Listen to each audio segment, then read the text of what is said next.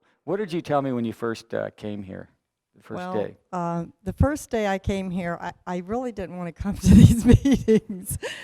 I don't, I've had a lot of abuse in my past, and I was afraid to be around people, and I don't really trust people.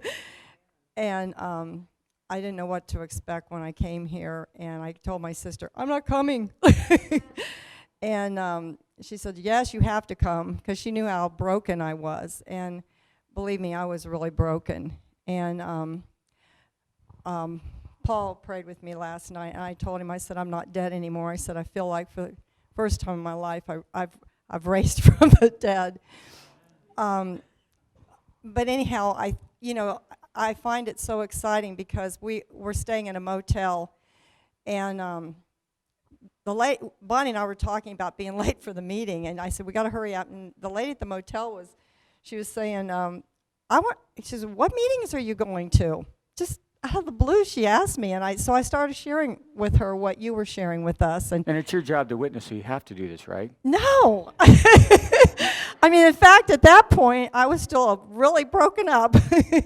And you've been sharing with us how God, uses our brokenness to reach out to other people. I wasn't even trying to reach out to this woman, but God just put this woman in my path. And of course, I've had sexual abuse in my past, and I was sharing with her a little bit, not about my story in detail, but I was just telling her, well, this is, how Christ was, I was trying to show her, on this side of the page, and because I had my book with me, and I was showing her on this side of the page how Jesus, was, his shame and everything on the cross and being stripped naked and everything. And she said, yeah, I was thinking of that.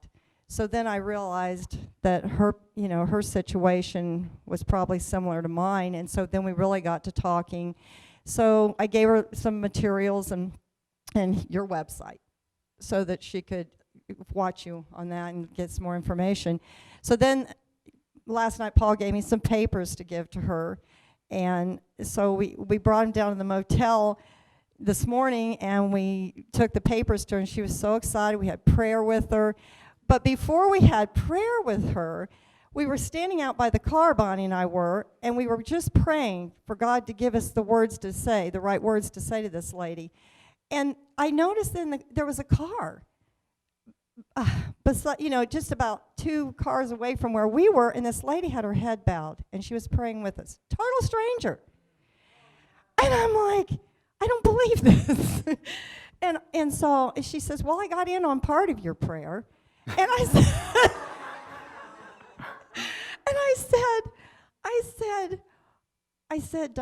I introduced myself, and Bonnie and I, got involved in carrying on a conversation with her, and I'm like, and then I kind of was sharing with her, some stuff, and Bonnie offered her some literature, and I said, well, can we have prayer with you? And she said, oh, yes, and Bonnie asked her what, she wanted prayer for, and she told us, and we prayed with her, and I'm like, we